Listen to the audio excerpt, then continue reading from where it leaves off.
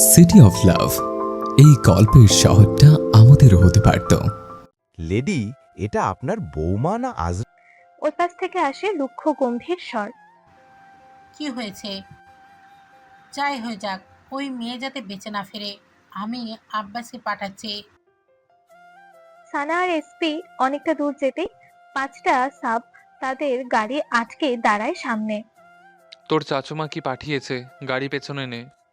সানার গাড়ি পেছনে নেওয়ার আগে পেছন থেকেও তাদের ঘিরে ফেলে। গাড়ি থেকে আব্বাস নেমে আসে, সাথে থাকা লোকগুলোর হাতে হকি স্টিক। তারা সবাই প্রফেশনাল। সানা আর এসপি কে ইশারা করছে গাড়ি থেকে নামতে। এসপি ও সানা দুজনে গাড়ি থেকে নেমে সামনে এগিয়ে যায়। হঠাৎ সানা পেছন থেকে বলে ওঠে, কি করছিস কি এসপি? আমাকে সামনে যেতে দে। আমি আমার উল্টোপাল্টা কুংফু ক্যারাটেগুলো এদের উপর এখন ট্রায়াল মারবো। চুপচাপ পেছনে দাঁড়িয়ে থাক, না হলে আমি তোকে থাবড়া মারবো। দেখ, তুই এদের সামলাতে পারবি না। একটা কথাও না বলে গিয়ে ওই জাউড়াকে কল লাগা। কি দিয়ে কল দিব?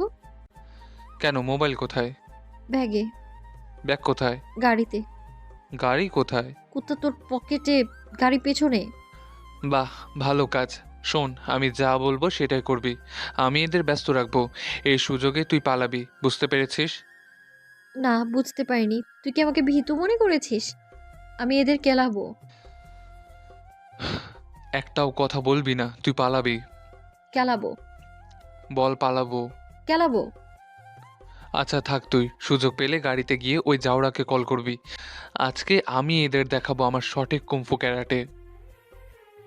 এসপি সানাকে তার পেছনে হাত দিয়ে নিয়ে আগলে দাঁড়ায়। ঘাড় কাত করে মটকা ফুটিয়ে নিজের 2 হাত মুষ্টিবদ্ধ করে নেয়।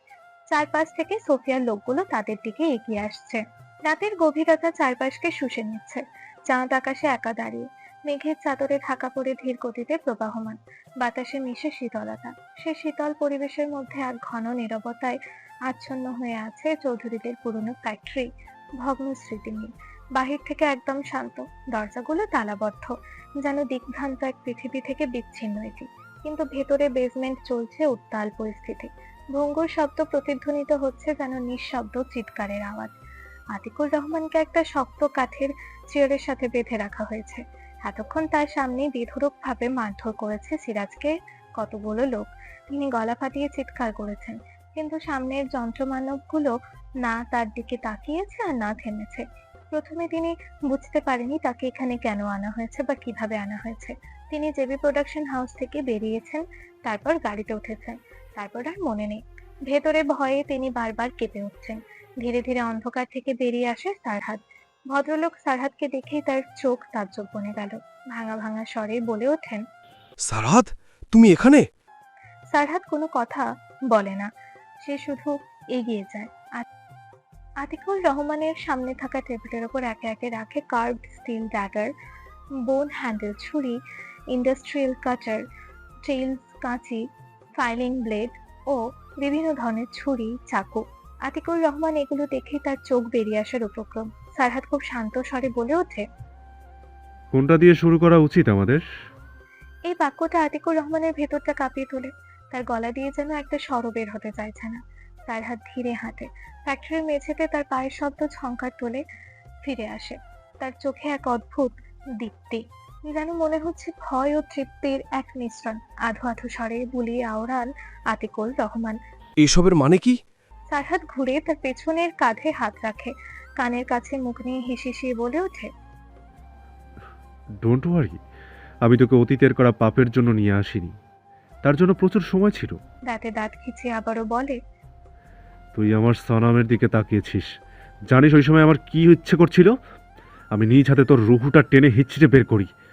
আমার 12 বছরের তপস্যার দিকে তুই নজর দিয়েছিস। এখন আমি তোর প্রতিটা অঙ্গ প্রত্যঙ্গের 12 টুকরো করব। সামনে বসে থাকা 50 আতিকুর রহমান বারবার কেঁপে উঠছেন তার কথায়। ভয়ে তার ঘাম কবেই ছুটে গিয়েছে। এবার মনে হচ্ছে হার্ট অ্যাটাক হওয়ার পালা। দেখ, তুই যা চাইবি তাই পাবি। তুই বল কত টাকা? তার বাক্য সম্পূর্ণ করার আগেই সারহাদ হঠাৎই অট্টহাসিতে ফেটে পড়ে। আতিকুর রহমান ঘাড়ে একটা ইনজেকশন পুশ করাতেই তিনি বাকরুদ্ধ হয়ে গেলেন। সারহাদ প্রথমে একটি ধারালো ছুরি হাতে নিয়ে আতিকুর রহমানের উপর ঝাঁপিয়ে পড়ে। প্রথমে সে তার চোখ তুলে নেয়, যার মধ্যে ছিল ভয়, বাঁচার একটু আশা। সেগুলোকে একপাশে রেখে দেয়। আতিকুর রহমান হাত পা কিছুই নাড়াতে পারছেন না। তবু সারহাদের কাছে যেন শেষবারের মতন প্রাণ ভিক্ষা চাইলেন। সবার শেষে শরীরের বিভিন্ন অংশ কাটা শুরু করলো। প্রতিটি টুকরো যেন কেবলমাত্র একটি নৃশংস সৃষ্টিকর্তার সৃষ্টির উন্মাদনা। এ প্রান্ত থেকে অপর প্রান্তের অ্যাসিডের স্প্রে ছড়িয়ে পড়তে লাগলো। জ্বলন্ত অনুভূতি ও দগ্ধ আক্রমণের মধ্যে আতিকুর রহমান শেষ নিঃশ্বাস ত্যাগ করেন। কিন্তু সামনে থাকা মানবের সেদিকে কোনো খেয়াল নেই। সে নিজের কাজে ব্যস্ত। সব কাজ শেষে সারহাদ উঠে দাঁড়ালো। পেছন থেকে এগিয়ে আসে ইয়ান। সারহাদ তার দিকে তাকিয়ে প্রশ্ন ছুড়ল, সানা আর এসপি কোথায়? বস, ম্যাম স্যারের সাথে বেরিয়ে পড়েছেন। ইয়ানকে সারহাদ ওই সময় রেখে এসেছিল সানা ও এসপি নজরে রাখতে। তারা বেরিয়ে পড়তে ইয়ান নিশ্চিত হয়ে চলে আসে। ওকে, ক্লিন ইট। এই বলে সারহাদ বেরিয়ে পড়ে। তার মুখের অনুভূতি এমন যেন এখানে কিছুই হয়নি। 12 কি 15 জন সোফিয়ার লোকগুলোর সামনে দাঁড়িয়ে সানা আর এসপি, দুজনেই হুডি পরা। তারা ওই সময় ভিডিও সেট করতেই ড্রেস চেঞ্জ করে নিয়েছিল। সব আগে থেকে দুজনে প্ল্যান করে এসেছে। আব্বাস কানে মোবাইল তুলে গাড়ি নিয়ে চলে গেছে। সানা হাত পা দুদিকে নাড়িয়ে বলে, ইয়াহু ইয়াহু ইয়াহ, ডিসুম ডিসুম।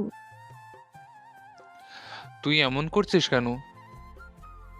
যাতে তারা মনে করে আমরাও প্রফেশনাল, হাম ভি কিসি সে কম নেহি। আচ্ছা শোন, যেটা বলেছিস সেটা মনে আছে তো? আরে হ্যাঁ, আর কতবার বলবি? না ম্যাডাম, আপনার তো আবার ভুলে যাওয়ার রোগ আছে। প্রথমে 4-5 জন তার দিকে এগিয়ে আসে। এসপি তাদের একে একে নিজের দক্ষতায় হারিয়ে দেয়। সে কাউকে সানার দিকে আসতে দিচ্ছে না। তারপরও একজন সানার দিকে এগিয়ে আসে। সানা প্রথমেই কোনো দিকে না তাকিয়ে নাকে মুখে চোখে উল্টোপাল্টা একের পর এক ঘুষি মারতে থাকে। সাথে তার আজ পর্যন্ত শেখা আধুনিক ক্যারাতে তো আছেই। এনে শালা, আমার দিকে হাত বাড়িয়েছিস, নে আমার ডান হাতের মাসালাদার মুক্কা, বাম হাতের 5 মনওয়ালা কিল, সাথে উষ্টা ফ্রি উইথ দাবাং মার্কা থাপ্পড়, নে নে নে। লোকটা আত্মরক্ষার সুযোগ পায়নি। একের পর এক এই দিক থেকে ওই দিক মেরেই চলেছে। মারের কোনো বেগ ব্যালেন্স নেই। মনে হচ্ছে সামনের রমণী চোখ বন্ধ করেই মেরে চলেছে। অবশেষে সে হার মেনে নিল। মাফ কইরা দেন আমারে, আমি ভালো হইয়া যামু।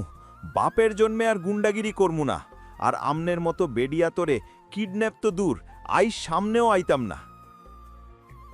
সানা তার কলার টেনে ধরে, গালে আরো একটা থাপ্পড় লাগায়। আম্মা বলে ছাইরা দিমু, বল আম্মা। বল আম্মা। আবে শুধু আম্মা বল। শুধু আম্মা। থাপ্পড় দিয়ে আমি তোর দাঁত সাদা করে ফেলবো। অনলি আম্মা বল। অনলি আম্মা। আরে খালি আম্মা বল, খালি আম্মা। খালি আম্মা। যা তুই খালাম্মা বল। খালাম্মা। শালা, এবার যে বলতে পারলি, আম্মা বলতে গেলে শুধু তোর প্যান্ট ভিজে যায়। হ্যাঁ, দূর থেকে এসপি খেকিয়ে ওঠে। সানার বাচ্চা, তুই ওকে ছাড়। বেটা তো এভাবেই গেছে, অন্যগুলোকে দেখ তোর পেছনে। ও আচ্ছা, আমি ভুলেই গিয়েছিলাম তুই ছাড়া আর তোর ভাই বোন আছে আরো। যা, আজকের জন্য ক্লাস এতটুকুই। অন্য আরেকদিন দেখা হলে পুরো ক্লাস নেব, বুঝতে পেরেছিস? আর প্যাম্পাস পরে আসবি। ছেড়ে দিল লোকটাকে। এভাবে আরো 2-3 জনকে কেলানোর পর হঠাৎ এসপি একজনকে সামনে নিয়ে আসে। কটকটি, একে একটা থাপ্পড় লাগা। আমি তোর স্পেশাল দাবাং মার্কা থাপ্পড় খাওয়ানোর জন্য এনেছি। সানা সম্পূর্ণ প্রস্তুতি নিচ্ছে একটা থাপ্পড় মারার জন্য। হাতে মটকা ফুটিয়ে থাপ্পড় দিতেই লোকটা হঠাৎ নিচে পড়ে গেল আর লেগে গেল এসপির গালে। এসপি ঠাস করে পড়ে যায় নিচে, গালে ধরে বলে ওঠে, অবশেষে আমাকে এই দিনও দেখতে হলো। তুই আমাকে এইভাবে মারতে পারলি? আরে না না ইয়ার, আমি তো একে মারতে চেয়েছিলাম, শালা এ মারার আগেই তো বেহুশ হয়ে পড়েছে। ইতিমধ্যে তাদের দিকে বাকি লোকগুলো আসবে তার আগেই সানা হাত উঁচিয়ে তাদের থামিয়ে দেয়। শক্ত কণ্ঠে হাঁক ছাড়ে, ব্যাস, এই মুহূর্তে আর এক কদম এগুলে তোদের সবগুলোর পা LIS হয়ে যাবে। LIS মানে কি? আবে ল্যাগ ইন্টু স্মল, খাঁটি বাংলায় পা ছোট হয়ে যাবে রে তোদের। হ্যাঁ ওটাই, দূরে থাক। আগে শত্রু তারপর বন্ধু। আবে আগে বন্ধু তারপর শত্রু। হ্যাঁ হ্যাঁ, আগে বন্ধু তারপর শত্রু। তাড়াতাড়ি সানা এসপি কে তোলে। ও ইয়ার, একটা থাপ্পড়ে তুই পড়ে গেলি। বিয়ের পর তো বউয়ের হাতে এমন কত কেলানি খাবি, উঠতে বসতে, তখন তো তুই সারাদিন নিচেই পড়ে থাকবি। শোন, আমি ওই সময় প্রস্তুত ছিলাম না। এখন প্রস্তুত আছিস? আরেকটা কানের নিচে লাগাই। আরে ওদের লাগা, এখন দেখবি আমার পাওয়ার। এই বলে এসপি হাত ক্যারাটে স্টাইলে ধরে নিনজা স্টাইলে পা নাড়াচ্ছে। সানা পাশে দাঁড়িয়ে তাকে উৎসাহ দিচ্ছে। সো গাইস, গুন্ডা অ্যান্ড আনজেন্টলম্যান, আপনাদের মক্কা মারার জন্য আমার কাছে আছে গুলিস্তান কা গুলবাহার। এসপি নিজের পা থামিয়ে তড়িৎ গতিতে তার দিকে তাকায়। সানা তাড়াতাড়ি নিজের ভুল শুধরে আবারও বলে ওঠে, আই মিন পাকিস্তান কা খেলোয়াড়, কটকটির বাচ্চা। আই মিন বালিও কা বালি, মহাখালীর বাঙালি। এবার ঠিক আছে, যা এদের চুনা লাগিয়ে আয়। আর তুই কি করবি? এদের এমন জায়গায় অ্যাটাক করব না, সোজা উপরে চলে যাবে। এসপি এগিয়ে যায় তাদের দিকে। সানা নিচ থেকে একটা হকি স্টিক নিয়ে হুঙ্কার ছাড়ে সামনের লোকগুলোর দিকে। যে একবারে উপরে যেতে চাস সে এগিয়ে আয়, আই মিন যে নিজের মেইন পয়েন্টে হারাতে চাস সে এগিয়ে আয়।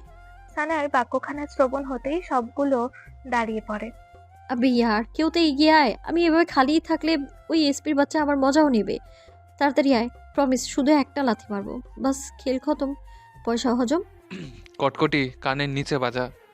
হ্যাঁ, আরেকটা অপশন আছে, সবগুলো নিজের কান উল্টে ধর, আমি কানের নিচে বাজাবো। হঠাৎই আব্বাস কোথা থেকে এসে সানার দিকে বন্দুক তাক করে। এসপি এটা দেখে তার দিকে ছুটে আসার আগে তাকে আরো 4 জন মিলে ধরে ফেলে। আব্বাস এতক্ষণ গুলি করেনি, কেননা সোফিয়া তাকে বলেছে সে নিজ হাতে সানাকে মারতে চায়, কিন্তু এখন তিনি বলে দিয়েছেন তাকে এখানে মেরে দিতে। আব্বাস ট্রিগার চাপার আগে পেছন থেকে একটি গুলি এসে তার হাতে লাগে। আব্বাসের হাত থেকে বন্দুক ছিটকে মাটিতে গড়াগড়ি খায়। পেছনে অন্ধকার থেকে বন্দুক হাতে এগিয়ে আসে জ্যাক। সে আরো আগেই আসতো, কিন্তু সানা হঠাৎই গাড়ি থেকে কোথা থেকে কোথায় ঢুকিয়ে নিয়ে চলে এসেছে, সে হারিয়ে ফেলেছিল তাদের, যার কারণে তার আসতে একটু লেট হয়ে গিয়েছে। জ্যাককে দেখার সাথে সাথে সোফিয়ার লোকরা এসপিকে ছেড়ে তার দিকে বন্দুক তাক করে। এসপি ছাড়া পেতেই সানার কাছে চলে আসে। কটকটি তুই ঠিক আছিস? হ্যাঁ হ্যাঁ ইয়ার, এটা তোর বিদেশি সান্ডাটা তাই না? চুপ কর, এটা সিরিয়াস মোমেন্ট। ও আচ্ছা, আমি ভুলেই গিয়েছিলাম। নাও আই অ্যাম ভিডিএস, মানে কি? মানে I am very dangerously serious. আচ্ছা শোন না এসপি, আমার না সিরিয়াস মোমেন্টে হাসি আসছে, এখন হাসলে কি পাপ হবে? আগে ভাবতাম তুই আধা পাগল, তুই প্রমাণ করলি তুই পুরাই পাগল। তাদের কথার মধ্যে ভেসে আসে এক গাড়ির ইঞ্জিনের গর্জন। সানা ও এসপি পেছনে ফিরে তাকাতেই নজরে আসে একের পর এক 10-12টা ওপর কালো এসইউভি। গাড়ি থেকে নেমে আসে একে একে কালো পোশাকধারী অস্ত্রবাহী গার্ড। সোফিয়ার লোকগুলোর সামনে গিয়ে দাঁড়িয়ে পড়ে তারা। জ্যাক এগিয়ে যায় সানার সামনে। ম্যাম প্লিজ আপনি গাড়িতে চলুন। সানা কিছু না বলে জ্যাকের সাথে যায়। পেছন থেকে এসপিও আসে। মুহূর্তেই জ্যাক হাত দিয়ে তাকে বাধা দেয়। You little boy, you can't go with ma'am. বাক্যখানা শ্রবণ হতেই সানা ভ্রুকুচকে তার দিকে তাকায়, হাত সরিয়ে এসপির সামনে দাঁড়ায়। You mister Jacqueline Fernandes? আবে এটা ইন্ডিয়ান নায়িকার নাম। তাহলে এটার নাম কি? অস্ট্রেলিয়ান সান্ডা। সো মিস্টার এএস, ফুলকপির সাথে বাঁধাকপি যেমন ফ্রি, কাঁচা মরিচের সাথে ধনে পাতা যেমন ফ্রি, শীতের সাথে ঠান্ডা যেমন ফ্রি, তেমনি সানার সাথে এসপিও ফ্রি। না, তুই কি আমাকে অপমান করলি? আরে না রে, এগুলোকে বলে HKS। হার কিপটে এসপি। আব্বে হৃদয় কাঁপানো সম্মান। ম্যাম প্লিজ আপনারা গাড়িতে গিয়ে ঝগড়া করুন। সানা এসপি জ্যাকের সাথে গাড়িতে ওঠার সাথে সাথে পেছন থেকে আওয়াজ আসে গোলাগুলির। এসপি কপালে ভাঁজ ফেলে সানার দিকে প্রশ্ন ছুড়ে, হার কিপটে এসপি? কটকটি পেছনে কি হচ্ছে রে? ওটিপি হচ্ছে।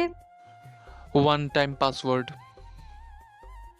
আব্বে না রে, অপারেশন টর্চ লাইট প্রোম্যাক্স। তাদের গাড়ি অনেক দূরে এগিয়ে যায়। পেছনে শুরু হয়ে যায় সোফিয়া ও আর্জের লোকেদের মধ্যে তুমুল সংঘর্ষ। আর্জে ব্ল্যাক স্পেসে আসে প্রায় ভোর রাতে। সারা শরীরে তার রক্ত জলজল করছে, চোখে মুখে সেই হিংস্রতা নেই, তার জায়গায় একটা ঠান্ডা স্থিরতা। অনুভূতিহীন চিত্তে ভারী ভারী কদম ফেলে চলে গেল নিজের রুমে। ঠান্ডা পানি ছেড়ে শাওয়ারের নিচে দাঁড়িয়ে পড়লো। এই হাড় কাঁপানো শীতে কনকনে ঠান্ডা পানিতে সে এক ফোঁটাও নড়ছে না, যেন তার ভেতরের সকল অনুভূতি মারা গিয়েছে। হাত দিয়ে নিজের চুল ব্যাকব্রাশ করেই পর মুহূর্তে দেয়ালে বসিয়ে দিল পরপর কয়েকটি থাবা। হাত থেতলে অনেকটা রক্তাক্ত হয়ে পড়ে। 1 ঘন্টা পর সে বের হয়, পরনে শুধু একটা ট্রাউজার। কিন্তু এই মুহূর্তে সে আবারও নিজের ওপর কন্ট্রোল হারাচ্ছে। এটা সোফিয়ার দেওয়া সেই ইনজেকশনের প্রভাব। সে নিজেই নিজের চুল চেপে ধরে বসে পড়ে। পুরো কক্ষ কেঁপে ওঠে তার চিৎকার। This fucking monster. তো 5 মিনিট পরও যখন সে নিজেকে শান্ত করতে পারলো না, তখন বেরিয়ে পড়ে সানার রুমের উদ্দেশ্যে।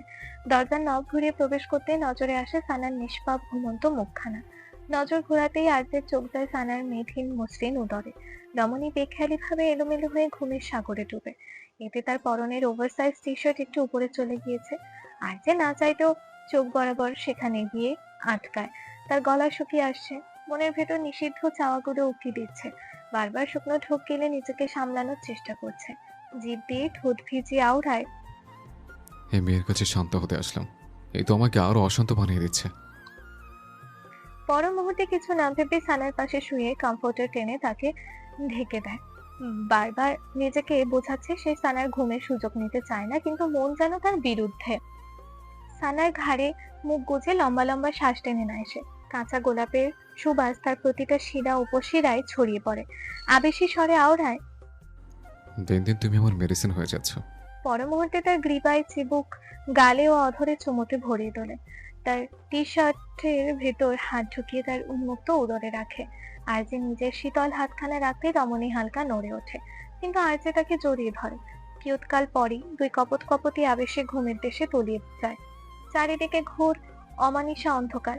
তার মধ্যে দুই মানব দাঁড়িয়ে, হাতে বন্দুক তাক করা একে অপরের দিকে। নীল চোখের মণিগুলোর চারিদিকে অদ্ভুত ঝিলিক। সামনে দাঁড়িয়ে আর্যও হাত মুষ্টিবদ্ধ করে। মাস্টার তার ইলেকট্রনিক কণ্ঠে আওয়াজ তোলে, অবশেষে তুই আমাকে খুঁজে পেলি। তোকে খুঁজে পাওয়া কোনো বড় ব্যাপার ছিল না, ব্যাস আমি সুযোগ দিচ্ছিলাম। ওকে, লেটস দ্য ওল্ড গেম। তারপর দুজনের মুখে বাঁকা হাসি। দুজনেই একসাথে ট্রিগার চেপে ধরে। একটা বিকট শব্দ ছড়িয়ে পড়ে বাতাসে। ঠাস। সারা শহর যখন ঘুমে নিমজ্জিত, তখনই জেগে ঢাকার সিআইডি ব্যুরো।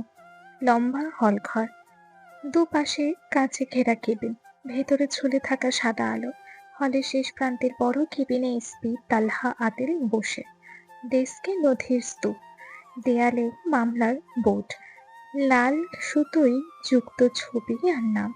তথ্যের খোঁজে কম্পিউটারের স্ক্রিনে একের পর এক ফাইল খোলা হচ্ছে, সাথে database, banking record, property registry, ভ্রমণ ইতিহাস, ফোন কল লগ। এই 2 দিনে তালহা আরজে ও সারহাদের বিষয়ে অনেক রিসার্চ করেছে। দুজনের ব্যাকগ্রাউন্ড একদম ক্লিন। এতটা ক্লিন কিভাবে হতে পারে? প্রথম নাম সারহাদ, ডিরেক্টর, বিজনেসম্যান, আন্তর্জাতিক প্রজেক্ট, গিনির সিইও, কাগজে কলমে সব ঠিক। সারহাদ 12 বছর আগে তার বাবা ও দাদার অ্যাক্সিডেন্টের পর সে ইতালি চলে গিয়েছিল। কোনো পুরনো শত্রু নেই, কোনো মামলা নেই, কোনো বিতর্ক নেই। এমন মানুষই হয় না। অন্যদিকে আরজে একজন অভিনেতা ও গায়ক, একজন সফল ব্যবসায়ী, জেবির সিইও। সবকিছুই খুব পরিষ্কার, খুব নিখুঁত। কিন্তু তালহার মনে সন্দেহের দানা বাঁধে। এই নিখুঁতি অস্বাভাবিক। সে দেখে নিয়েছে চুক্তি, মুভির ডিল, ট্যাক্স ফাইল, কিন্তু কোনো ছায়া নেই, কোনো ফাঁক নেই, কোনো অতিরিক্ত লেনদেন নেই। যেন আজের জীবনটা একটা সাজানো কাচের ঘর, যেখানে কিছুই লুকোনো হয়নি।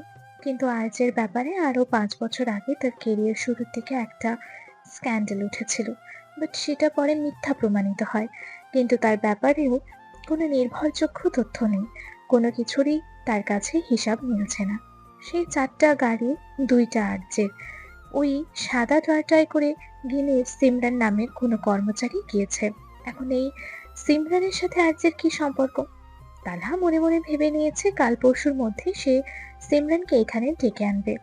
ইতিমধ্যে সে 2 দিন ধরে ট্রাই করছে আর্যের সাথে দেখা করার জন্য, বাট কোনো অ্যাপয়েন্টমেন্টই মিলছে না।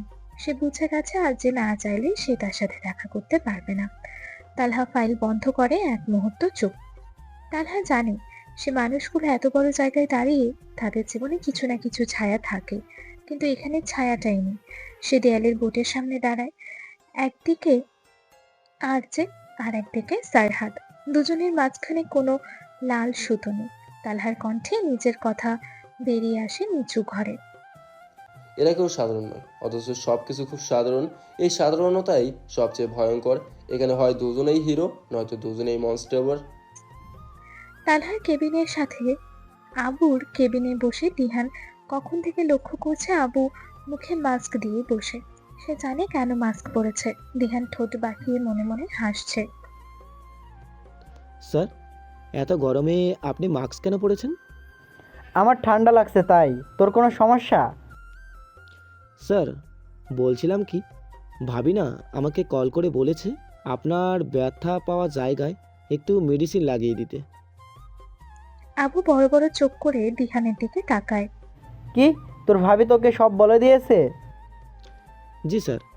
আপনি নাকি কোনো মেয়ের... তার কথা কেটে আবু কাঁদো কাঁদো স্বরে বলে, তোর এমন বলে বিশ্বাস হয়? একদমই না স্যার। আবু নিজের মাস্ক খুলে ফেলল। তাতে উন্মুক্ত হয় তাদের মুখের বিভিন্ন জায়গায় আঘাত পাওয়া চেহারা। তার চেহারা দেখেই দিহান কোনো মতে হাসি চেপে প্রশ্ন ছড়ে, স্যার, আপনার এই হাল ভাবি কিভাবে বানিয়েছে? আর বলিস না, আমি বলেছি আমার কোনো দোষ নাই, তারপরেও একের পর এক মেরেই চলেছে। ভীষণ সাংঘাতিক ভাবি, বাট ভাবির বোন কিন্তু অনেক কিউট। এই একদম আমার শালের দিকে চোখ দিবি না। শালা যে এই কাজটা করেছে তার উপর আমার অভিশাপ রইল। তার কোনো দিনও বিয়ে হবে না। বিয়ে হলেও তার বউ কোনো দিনই থাকবে না। বউ থাকলেও পালিয়ে যাবে। আবুর অভিশাপ শুনতেই দিহান তড়িঘড়ি করে বলে ওঠে, স্যার, শুধু শুধু এভাবে কেন বলছেন? ছেলেটারও তো বিয়ে নিয়ে অনেক স্বপ্ন থাকতে পারে। করে ফেলেছে একটু ভুল, আর কি। আবু ভ্রুকুটি করে তার দিকে তাকায়। কিরে, আমি ওকে বলছি, তোর কেন জ্বলছে? স্যার, যাকেই বলেন, মানুষই তো। না না না, ব্যাপারটা মানুষের মধ্যেই সীমাবদ্ধ নয়। আমার তো মনে হচ্ছে কোথাও তুই। ধরা খাওয়ায় দিহান ধরা গলায় বলে ওঠে, না মানে স্যার, মানে আপনি সালি দিলে আমি জীবনেও...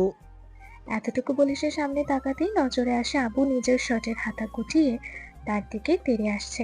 এটা দেখেই দিহান উল্টো দিকে লাগালো এক দৌড়। আবু তাকে ছুঁড়ে দিহানের দিকে। দেহাইন্নার বাচ্চা, তুই দাঁড়া। আমার সংসারে আগুন লাগিয়েছিস, আমি তোর সংসারই হতে দেব না। শালি দেওয়া তো দূর, শালের নাম মুখে নিলেই আমি তোর মুখ ভেঙে ফেলবো। স্যার, মাফ করে দেন। জীবন থাকতে জীবন বাজি রেখে হলেও আপনার শালিকে বিয়ে করবই। তুই দাঁড়া। স্যার, একেবারে বিয়েতে আপনার শালির পাশেই দাঁড়াবো। দুজনেই দৌড়ে ছুটে চলে যায় বাইরে। চারিদিকে ঘোর অমানিসা অন্ধকার। তার মধ্যে দুই মানব দাঁড়িয়ে, হাতে বন্দুক তাক করা, একে অপরের দিকে। নীল চোখের মণিগুলোর চারদিকে অদ্ভুত ঝিলিক। সামনে দাঁড়িয়ে আজেরও হাত মুষ্টিবদ্ধ। মাস্টার তার ইলেকট্রনিক কণ্ঠে আওয়াজ তোলে, অবশেষে তুই আমাকে খুঁজে পেলি। তোকে খুঁজে পাওয়া কোনো বড় ব্যাপার ছিল না, ব্যাস আমি সুযোগ দিচ্ছিলাম। ওকে, লেটস দ্য ওল্ড গেম। তারপর দুজনের মুখে বাঁকা হাসি। দুজনেই একসাথে একটু ট্রিগার চেপে ধরে। একটা বিকট শব্দ ছড়িয়ে পড়ে বাতাসে। ঠাস। একটু দেখতেই হঠাৎ সানার ঘুম ভেঙে যায়। তার চোখে দুশ্চিন্তার ছাপ স্পষ্ট। বড় বড় শ্বাস ফেলে নিজেকে শান্ত করার চেষ্টা করছে। অস্থির স্বরে ডেকে ওঠে, রণবীর। সে ওঠার চেষ্টা করতে বাধা পড়ে আর্যের হাতে।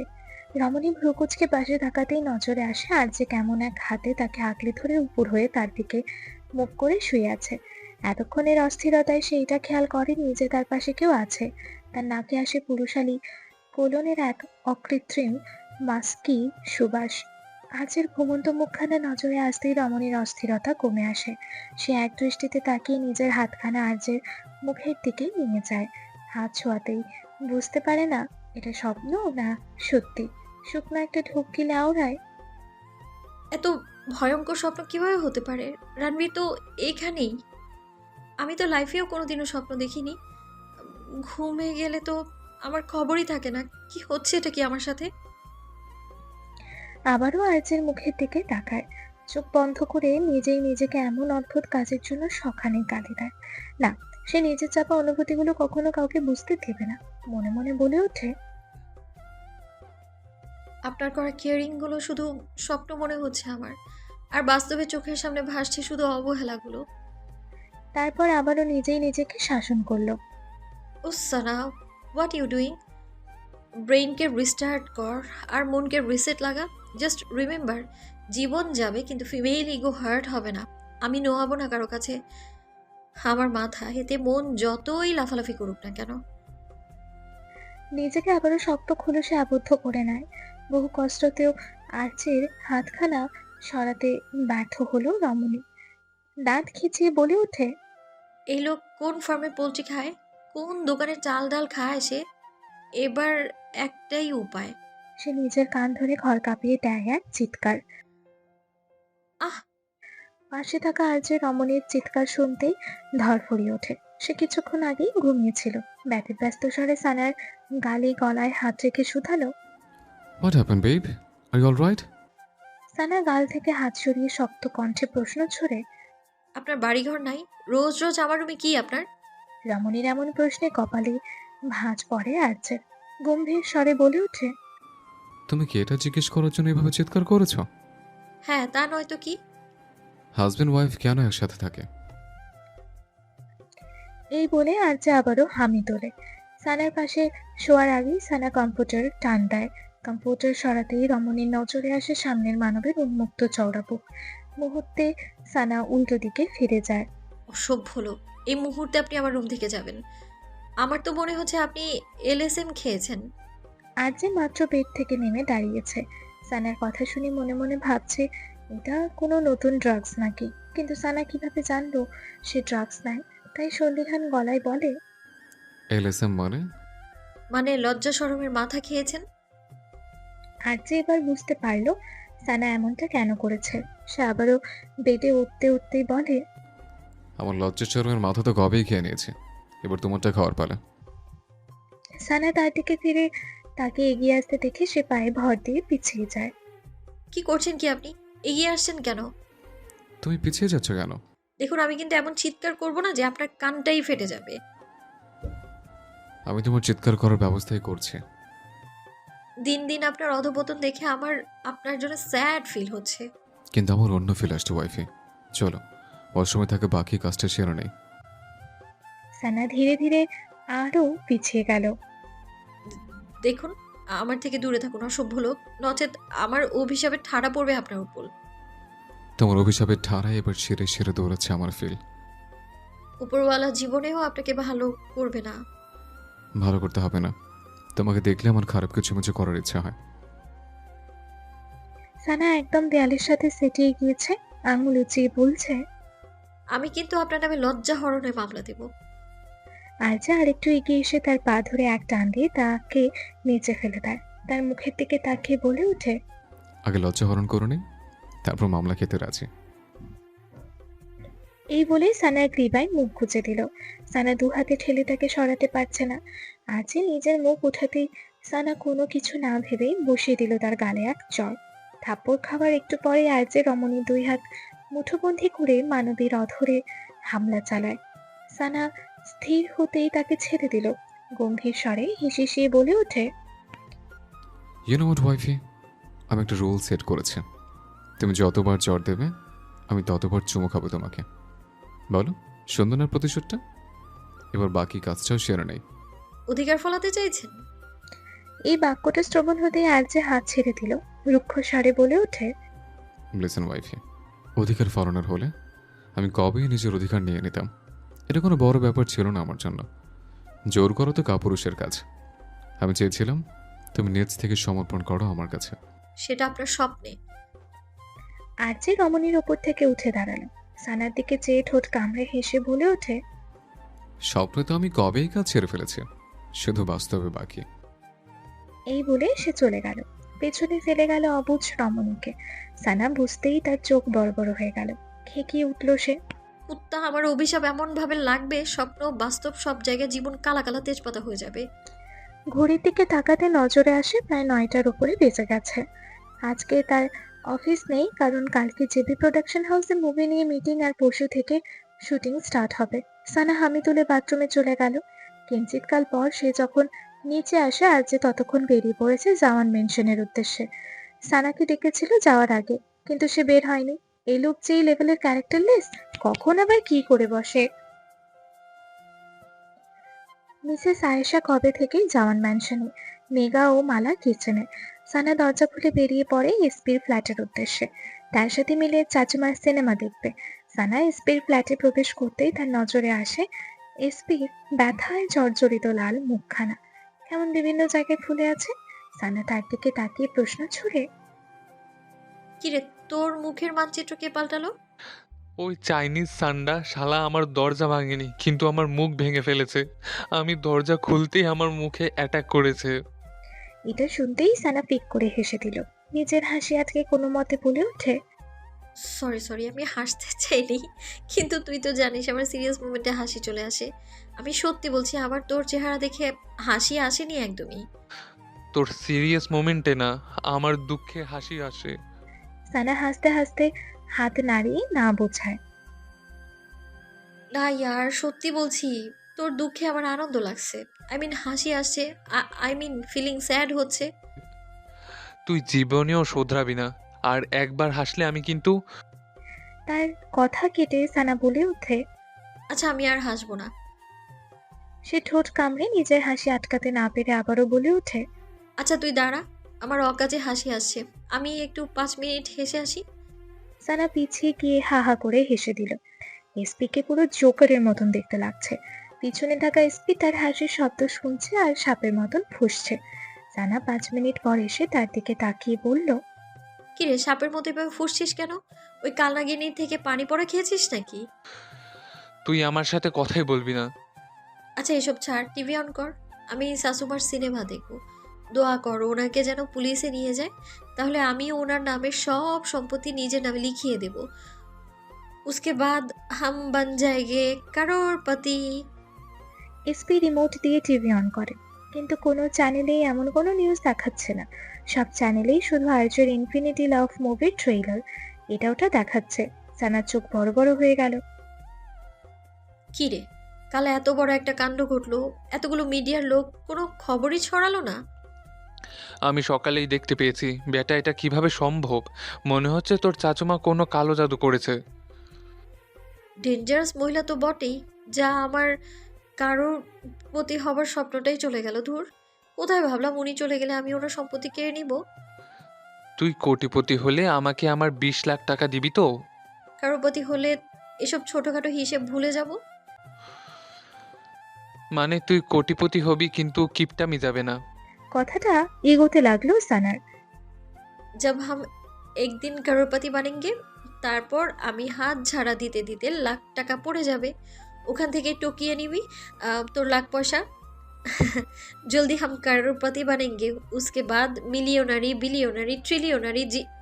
এসপি তার দিকে তাকিয়ে বুঝতে পেরেছে এই মেয়ে স্বপ্নে ঢুকে গিয়েছে। তার কাঁধে মৃদু ধাক্কা দেয়। করোড়পতি স্বপ্নের রানী, স্বপ্ন থেকে বেরিয়ে আয়। স্বপ্নে তুই কোটিপতি, বাস্তবে তুই ফকির। আর তুই কোটিপতি হলেও আমাকে যে 1 টাকাও দিবি না আমি জানি। তুই যে লেভেলের হারকিপটা। আচ্ছা ঠিক আছে বাবা, আমি কিপটা। এখন এগুলো ছাড় তো, আমি এখনো ব্রেকফাস্ট করিনি। কি বানিয়েছিস তাড়াতাড়ি নিয়ে আয় তো। কিছু বানাইনি, তুই বল কি খাবি। আমি ফুড পান্ডার থেকে অর্ডার দিচ্ছি। না না, আমি হাতে রান্না করা খাবার খাবো। বিশ্বাস কর, তারা হাত দিয়ে রান্না করে, পা দিয়ে না। আমি বাড়ির রান্না খাবো। আমার মা বাড়ির রান্না স্বর্গের থেকে আসবে? আমার কিচেনে সব কাঁচা সবজি খেতে পারলে গিয়ে খেয়ে নে। সানা কিছু একটা ভেবে তার মুখের হাসি চওড়া হলো। চল আজকে আমি রান্না করব। শুনতেই এসপির চোখ বড় বড় হয়ে গেল। কি বলছিস কি? তুই করবি রান্না? অসম্ভব। তুই জীবনে কিচেনে গিয়েছিস? না তুই রান্নার র জানিস, না আমি রান্নার ন জানি। না না, আমি আমার লাইফ প্রতিদিন আমি ডেড রিস্কে ফেলতে পারবো না। কে শোনে কার কথা? সানা চলে গেল তার কিচেন রুমে। এসপি পিছনে চিৎকার করতে করতে এলো। ইয়ার, তুই আমার তোর পা দে, আমি তোর পা ধরে মাফ চাই। তুই আমার কিচেন ছেড়ে দে।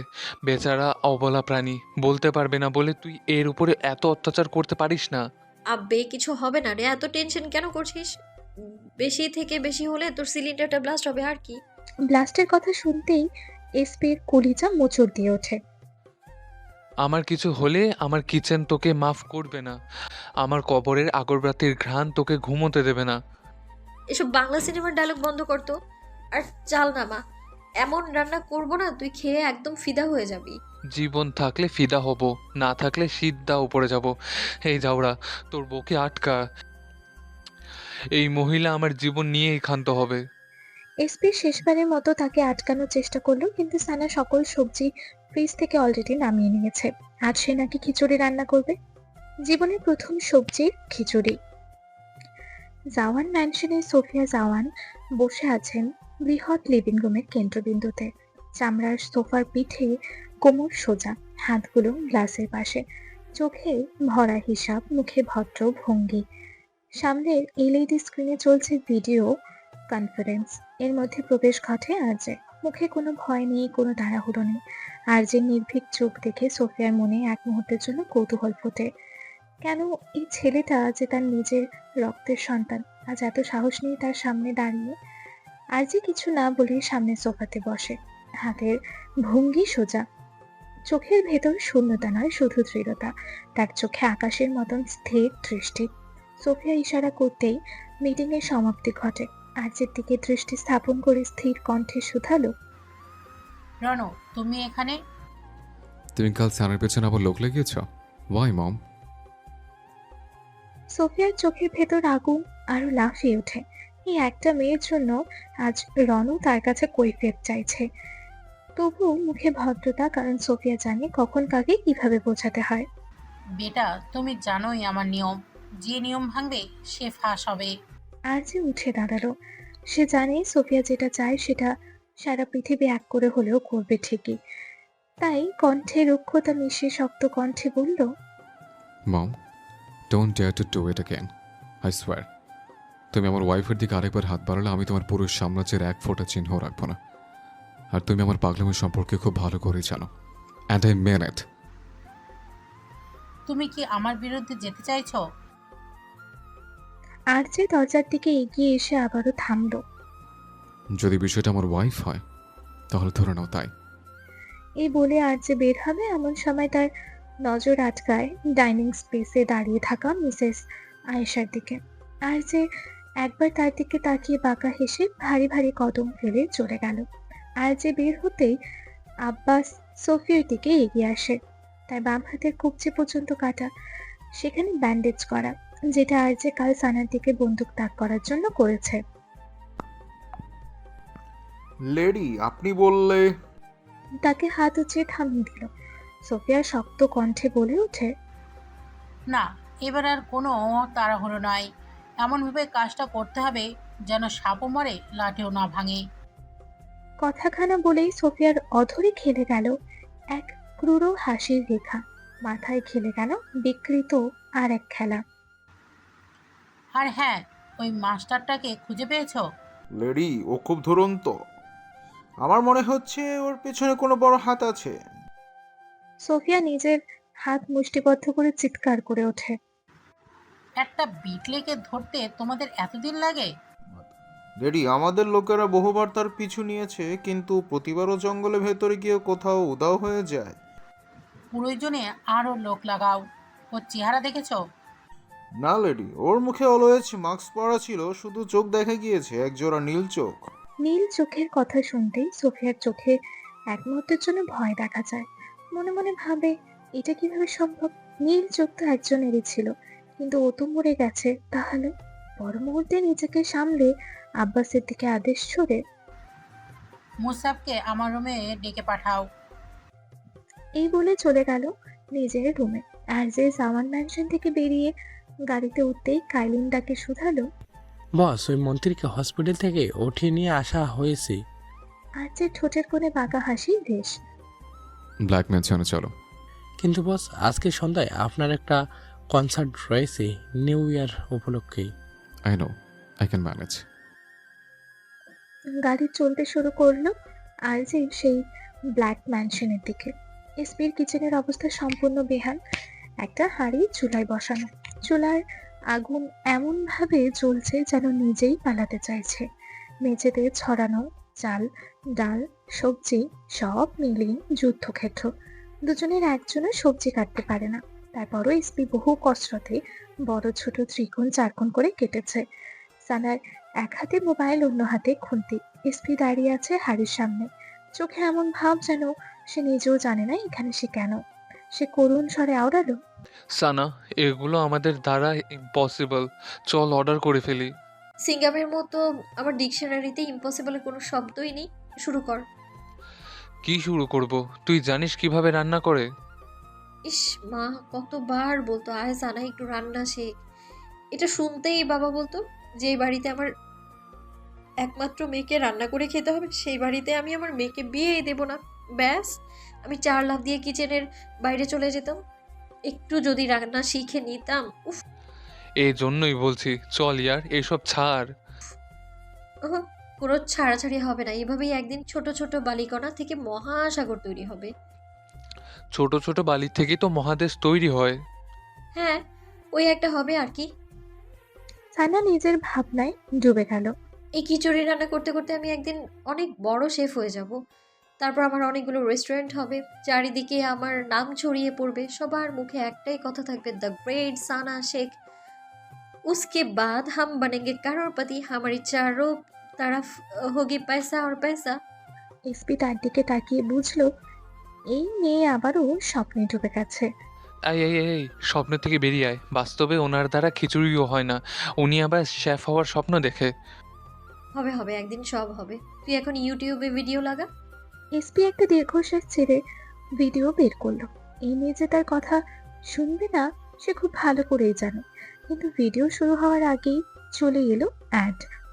দেখ 5 মিনিটের ভিডিওতে 3 মিনিটই অ্যাড।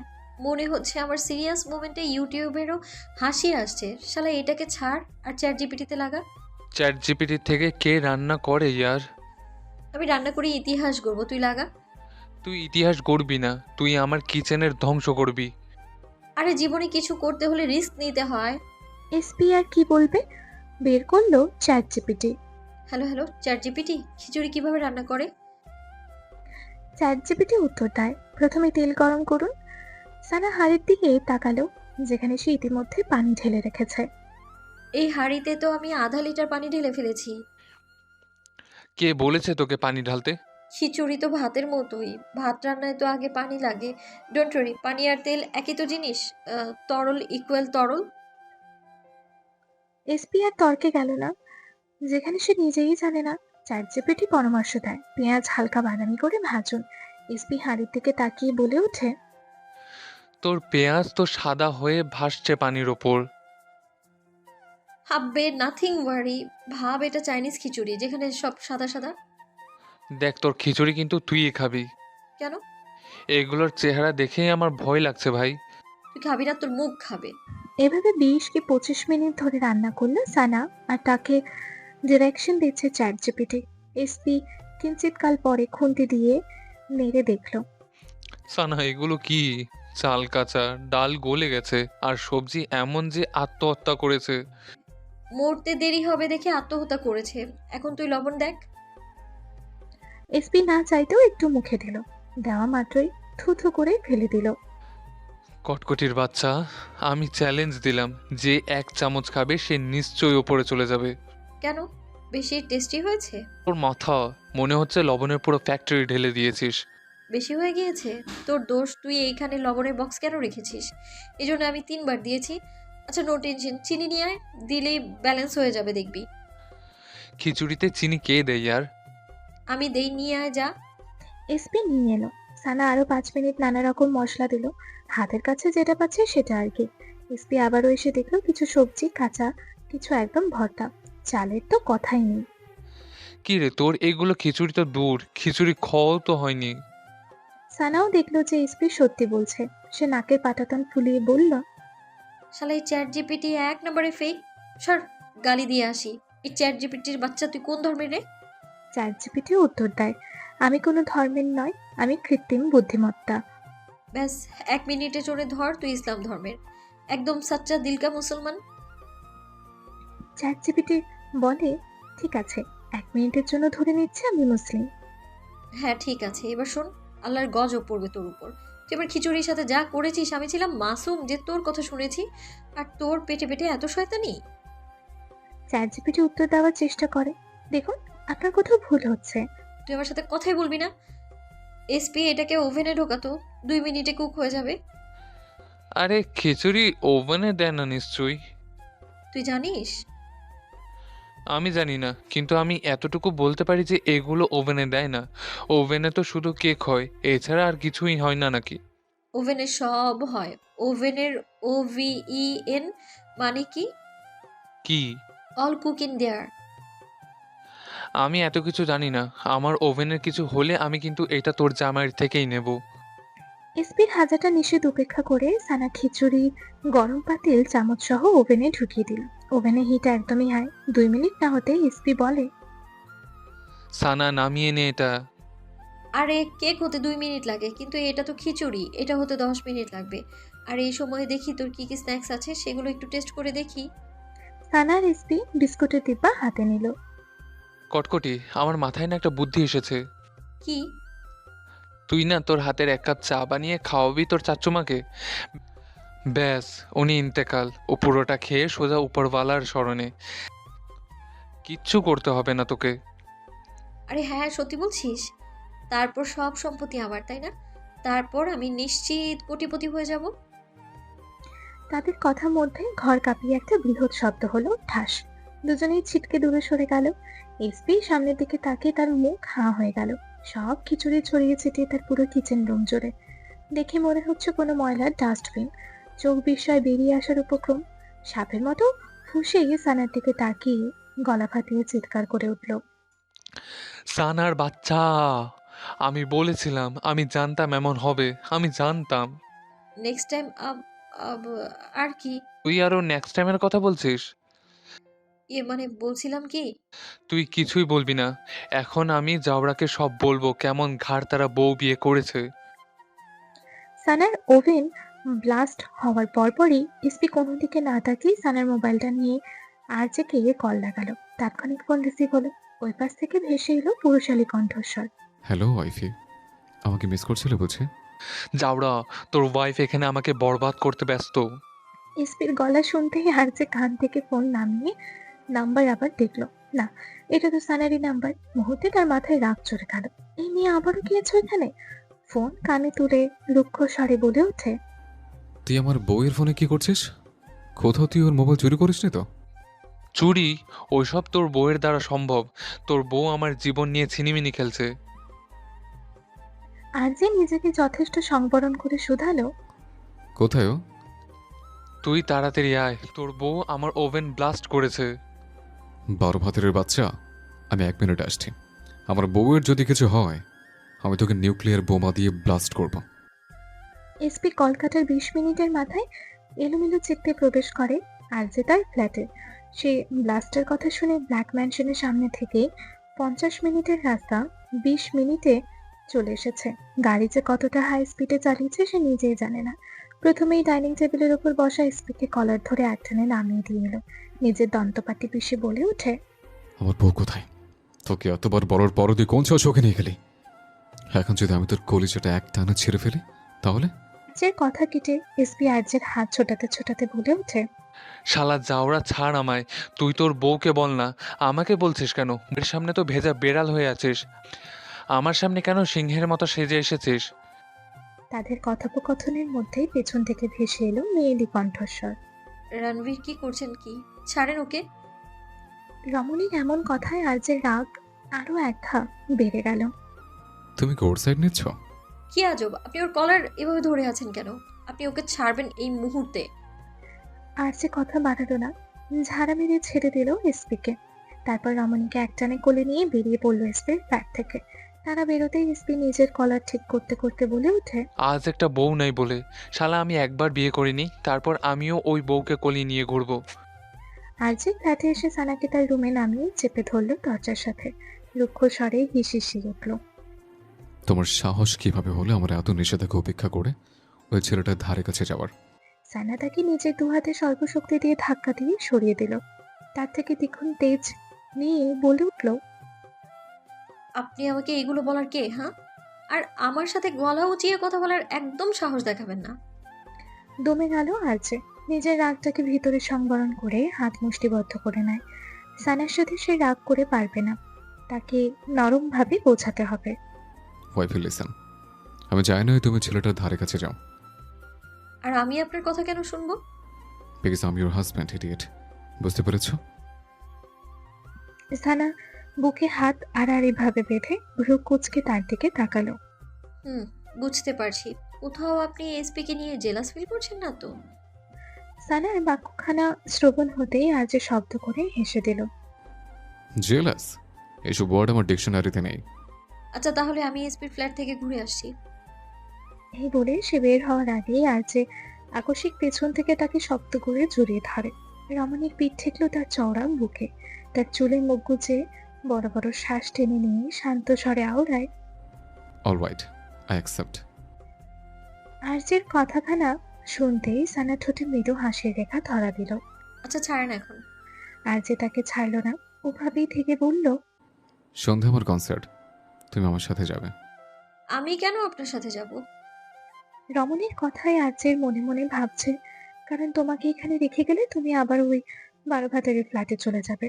কিন্তু মুখে ফোটে অন্য কথা। দেখতে যাবে? সানা এক মুহূর্ত ভেবে হ্যাঁ বলে দিল। এমনিতে সে বাড়িতে বসে কি বা করবে? আপনি জাওয়ান মেনশন থেকে এসেছেন, তাহলে আয়েশা খালা কোথায়? আজ একটা দীর্ঘশ্বাস ছেড়ে তাকে নিজের দিকে ফিরিয়ে সানার মসৃণ গালে নিজের খসখসে হাতখানা রেখে স্থির কণ্ঠে শুধালো, লিসন ওয়াইফি, তুমি মুখোশধারী মানুষগুলোকে বিশ্বাস বেশি করে ফেলেছ, যারা সবসময় তোমার ক্ষতি করতে ব্যস্ত ছিল। বুঝল না রমণী তার কথার অর্থ। কপালে ভাঁজ ফেলে জিজ্ঞেস করলো, মানে মিসেস আয়েশা আর আসবেন না এখানে। কেন? এসব বাদ দাও, তুমি বারো ভাতের ধারে কাছেও থাকবে না। আর হ্যাঁ, কনসার্টে তুমি আমার সাথে যাবে। জেপি প্রোডাকশন হাউসের সামনে একের পর এক বিলাসবহুল গাড়ি এসে থামছে। আজকে ড্রিম অফ লিবার্টি মুভি নিয়ে সকলের একসাথে মিটিং রয়েছে। মিটিং রুমে উপস্থিত হলো রিয়ানা, ইবন মির্জা, ঈশানী, সারহাদ ও সকল টিম মেম্বারদের হেডরা। অপেক্ষা আরজে ও সানার। কিন্তু সকলের চোখ বিস্মিত হলো যখন সানাকে আরজের সাথে প্রবেশ করতে দেখলো। তার মধ্যে দুই জোড়া চোখ জ্বলে উঠল। নিউ ইয়ারের রাত ঢাকার বুকে তখনও পুরোপুরি নামেনি, কিন্তু শহরের বাতাসে উৎসবের কম্পন হওয়ার আগেই জমে উঠেছে। ঠিক রাত 9টায় আর্যের কনসার্ট। আলো, শব্দ আর মানুষের উন্মাদনায় সব মিলেমিশে একাকার। আর্য কখন থেকে রেডি হয়ে লিভিং রুমে দাঁড়িয়ে। অপেক্ষা সানার। তার পরনে গভীর কালো রঙের লং কোট, কাঁধে কাস্টম কাট, ভেতরে কালো শার্ট, কলার খোলা, হাতের কবজিতে ভারী কালো ঘড়ি, চামড়ার বুটে ধাতব ফিনিশ, চোখে মুখে গাম্ভীর্যের চাপ। আর্যের বরাবর হাত ঘড়ির দিকে তাকাচ্ছে। গত 1 ঘন্টা ধরে সে অপেক্ষারত, কিন্তু এই নিয়ে নামার কোনো নাম নেই। সে উপরে যাবে এমন সময় নজরে আসে কালো শাড়িতে তার প্রেয়সীকে। এক মুহূর্তের জন্য আর্যের দৃষ্টি থেমে যায়। সানাকে কালো শাড়িতে দেখে আর্যের যেন কিঞ্চিত কালের জন্য কথাই ভুলে যায়। যে মানুষটি শব্দ নিয়ে ভিড়কে নিয়ন্ত্রণ করে, যার কণ্ঠে হাজার মানুষের শ্বাস থেমে থাকে, সেই মানুষটি এই মুহূর্তে নিজের ভিতরের ভাষা খুঁজে পায় না। তার চোখ ধীরে ধীরে সানার দিকে স্থির হয়, এমন এক দৃষ্টি যেখানে মুগ্ধতার আধিপত্য একসঙ্গে জড়িয়ে। তার নিঃশ্বাস ভারী হয়ে আসে।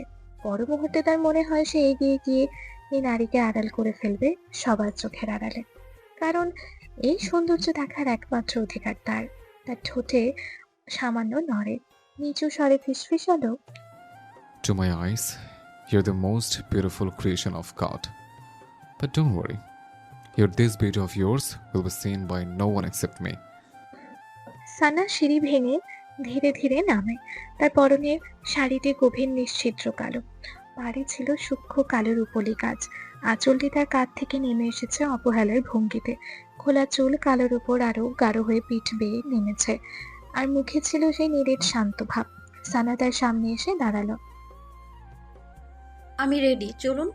কিন্তু সামনের মানবের রমণীর কথায় কোনো ধ্যান নেই। তার দৃষ্টি রমণীর সব সৌন্দর্য ছাড়িয়ে এসে থামে তার হালকা লিপ গ্লস দেওয়া অধরে। আপনা আপনিই তার হাত উঠল সেই দিকে, আঙুলের ডগা গিয়ে থামলো সানার ঠোঁটে। ঘোরের মধ্যে সে ফিসফিস করে বলে উঠল, Why is it glowing like that? Even the look of it feels dangerously enticing. সানা কপালে ভাঁজ ফেলে তার দিকে তাকায়। রণবীর, রমণীর বাকি বাক্যটুকু তার কণ্ঠস্বরেই রয়ে গেল। তা বের হওয়ার আগেই আর্যা আঁকড়ে ধরে রমণীর অধৈর্যরা। সারা দুহাতে তাকে বাধা প্রদানের আগেই আর্যা নিজের এক হাতে তার দুহাত বন্দি করে নেয়। অন্য হাত শাড়ির ফাঁক গলিয়ে চলে যায় উন্মুক্ত কোমরে। কিঞ্চিৎকাল পরেই ছেড়ে দেয় রমণীকে। তার কপালে কপাল ঠেকিয়ে দুজনেই বড় বড় শ্বাস টেনে নেয়। আর্যা নেশালো কণ্ঠে শুধালো, ওয়াইফি, হয় 1 মিনিটে গাড়িতে যাবে, নয় আমার কনসার্টে যাওয়ার হবে না। আর্যা সানাকে ছাড়তেই মানবী কোনো দিকে না তাকিয়ে চলে গেল পার্কিং লটের দিকে। পিছনে আর্যা ঠোঁট কামড়ে হেসে তার দিকে তাকিয়ে। কনসার্টে জায়গাটা তখন আলোয় জ্বলে উঠেছে। খোলা আকাশের নিচে বিশাল মঞ্চ, স্টেজের চারপাশে আগুনের মতন আলো, লেজার বিম কেটে যাচ্ছে অন্ধকার, সাউন্ড সিস্টেমের কম্পন, মাটিও যেন কেঁপে উঠছে। ফ্যানেদের ঢল থামার নাম নেই। সামনের সারিতে উন্মত্ত চিৎকার, পেছনে মোবাইলের আলো, মনে হচ্ছে হাজার হাজার ছোট তারা একসঙ্গে চলছে। আর্যের কনসার্ট শুরু হওয়ার কথা ছিল 9টায়। সেখানে আর্যে সাফ সাফ বলে দিয়েছে সে 11টায় উঠবে। কেউ তার উপর একটা কথাও বলতে পারেনি। আর্যে ভারী ভারী কদম ফেলে স্টেজে পা রেখে ভিড় একসঙ্গে গর্জে ওঠে। সে হাত নাড়িয়ে সকলের উচ্ছ্বাস আরো বাড়িয়ে দিল। সে মাইকের সামনে দাঁড়ায়, কিন্তু দৃষ্টি সামনে থাকা ভিড়ে নয়, দূরে থাকা ভিআইপি কেবিনের কাছের দিকে। সেখানে সানা দাঁড়িয়ে আলো আর কাঁচের আড়ালে। অন্যদিকে সানা মনে মনে ভীষণ বিরক্ত। কোথায় সে ভেবেছিল এখানে এসে ছবি টবি তুলবে মানুষের ভিড়ে, আর এই লোক কিনা তাকে এখানে বন্দি করে রেখেছে। তার থেকে তো ভালো ছিল সে বাড়িতেই থাকতো। তার উপর দরজায় দাঁড়িয়ে আছে 2 বিদেশি সান্ডা। সে কতক্ষণ পায়চারি করে আবারও কাছের দিকে এগিয়ে যায়, তীক্ষ্ণ চোখে দূরে দাঁড়িয়ে থাকা আর্যের দিকে তাকায়, যেন চোখ দিয়ে তাকে খেয়ে ফেলবে। সে যদি জানতো এই লোকের পেটে পেটে এত প্যাচ, তাহলে জীবনেও আসতো না। এদিকে আর্যে সানার এই অবস্থা দেখে মনে মনে হেসে কুটি কুটি। আজ ভালো মতো জব্দ করতে পেরেছে এই মেয়েকে। তাকে জ্বালানো, বুঝুক মজাটা একটু। দৃষ্টি সানার দিকে রেখেই হাত চলে গেল গিটারে। টুংটাং শব্দ তুলে আর্যে নিজের সুর ছাড়ে। টাল মাটাল মনটা কিছু তোমায় বলতে চায়, বেসামাল ভাবনাগুলো তোমায় ছুতে চায়। সানা কেবিনের ভেতর দাঁড়িয়ে আর্যের কণ্ঠ শুনে নীরবে। কাঁচের দুই পাশে দাঁড়িয়ে দুজন মানুষ একে অপরকে দেখছে। মাঝখানে শব্দ, আলো আর মানুষের ঢেউ। আমি শুধু চেয়েছি তোমায়, আমি শুধু চেয়েছি তোমায়। প্রায় মধ্যরাতের দিকে আর্যে ব্ল্যাক স্পেসে আসে। সে কনসার্টের পর সানাকে এখানে রেখে জেবিতে চলে গিয়েছিল। সেখান থেকে এই মুহূর্তে বাড়ি ফিরেছে। ঠোঁটে প্রশান্তির হাসির চাপ। রুমে গিয়ে শাওয়ার নিয়ে বের হতেই তার ফোন বেজে ওঠে। আর্যে ফোন উঠাতেই ওই পাশ থেকে এলো জ্যাকের কণ্ঠস্বর। বস, ওই মন্ত্রীকে কি করব আপনি বললে? জ্যাকের বাক্য সম্পন্ন হওয়ার আগেই আর্যে রুক্ষ স্বরে বাক্য ছড়ে। রেখে দাও ওটাকে, আমি নিজে দেখব। আর পানি খাবার সব বন্ধ করে দাও। ওকে তো আমি তিলে তিলে মারব। আর যে একান্ত জিনিসে দেখিয়ে নজর দেওয়ার পরিণাম ওকে আমি হারে হারে বোঝাবো। কিন্তু বস, ওই অফিসার মন্ত্রীকে খোঁজ করছে। তুমি জানো তোমাকে কি করতে হবে। ওকে বস, কিন্তু লেডি এই দুদিনে ম্যামের পিছনে কোনো লোক পাঠায়নি। মমকে আমি দেখে নেব। এই বলে আর্যে ফোন কেটে দিল। সেই পুরনো রুটিন মাফিক চলে এলো সানার রুমে। নমনীত ঘুমে একদম তলিয়ে। প্রথমে সানার মুখের উপর ঝুঁকে তার মুখের প্রতিটা পার্ট খেয়াল করলো। সেথায় আবার অধর ছোঁয়ালো, আবার হাত দিয়ে আঁকিবুকি করতে লাগলো। সারা মুখে চুমু খেয়ে তারপর কমফোর্টের টেনে সানাকে জড়িয়ে ধরে ঘুমিয়ে পড়লো আর্যে। সকালে সানা ঘুম থেকে উঠে 8টায়। আর্যে সে 7 সকালে উঠে জিমে চলে গিয়েছে। সে নাস্তা সেরে উপরে যাবে, এমন সময় দরজার কলিং বেল বেজে ওঠে। মেঘা দরজা খুলতেই প্রবেশ ঘটে এসপির। সানার দিকে তাকিয়ে আদেশ সুরে, পেস্ট্রি, তাড়াতাড়ি রেডি হয়ে আয়, আজ মিটিংয়ের পর তোকে মার্কেটে নিয়ে যাব। সানা ভ্রুকুচকে তাকালো তার দিকে, সন্দেহজনিত গলায় বলল, নিশ্চিত সানিতা আসবে বলে? এসপি হাততালি করে রমণীকে সাবাসি দিয়ে বলে, আরে বাহ, তুই তো বলার আগেই সব বুঝে ফেলেছিস। তাহলে আমাকে কেন টানছিস? আমি কাবাবে হাড্ডি হতে চাই না। এসপি এই মেয়েকে কিভাবে বোঝাবে? ইয়ার তুই তো বুঝতে পারছিস না, ওই কিপটা আমাকে দেখলে মেয়ে দেবে না। এটা শুনতেই এক মুহূর্তেই সানার মাথায় খেলে গেল দুষ্টু বুদ্ধি। এটাই সুযোগ পেপে দিয়ে চেপে দেওয়ার। বুকে আড়াড়ির হাত বেঁধে বলে, আমি একটা শর্তে যাব, তুই প্রেম করবি কিন্তু তোর ব্যাংক কার্ড থাকবে আমার হাতে। এটা শুনতেই এসপির হাত চলে গেল বুকে। করুণ স্বরে বলে ওঠে, কেন এই অসহায় বাচ্চার উপর এত অত্যাচার করছিস বল? তোর হাতের কার্ড শুনলে আমার এই হার্ট লাফিয়ে লাফিয়ে অ্যাটাক করে। ওপাশের রমণীর সহজ সরল স্বীকারোক্তি। তাহলে সানিতার কথাও লাফিয়ে লাফিয়ে ভুলে যা। এসপি হার মেনে নিল। আচ্ছা ঠিক আছে, স্বার্থপর মহিলা 1 নম্বরের। খুশি হয়ে গেল সানা। আচ্ছা তুই দাঁড়া, আমি আসছি।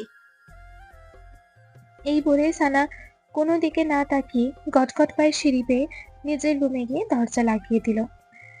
এসপি সোফায় বসবে এমন সময় তার নজর আটকায় আর যে তার রুমের সামনে দাঁড়িয়ে তার দিকে অগ্নি দৃষ্টি নিক্ষেপ করে থাকে। এসপি একটা শুকনো ঢোক গিলে মনে মনে ভাবে, ও মাই গড, জাউরা এখানে। কিন্তু ওপরে মুখে মেকি হাসি টেনে হাত নাড়িয়ে বলে ওঠে, এই যে শুনছো মাই প্রিয় শ্রোতা বন্ধুরা, তোমরা শুনছো সিটি অফ লাভ প্রেরিত প্রেমে সিক্ত গল্প। আর আমাদের সাথে পথ চলতে do like, comments and share. আর সাবস্ক্রাইব করতে কিন্তু একদম ভুলবে না। টাটা।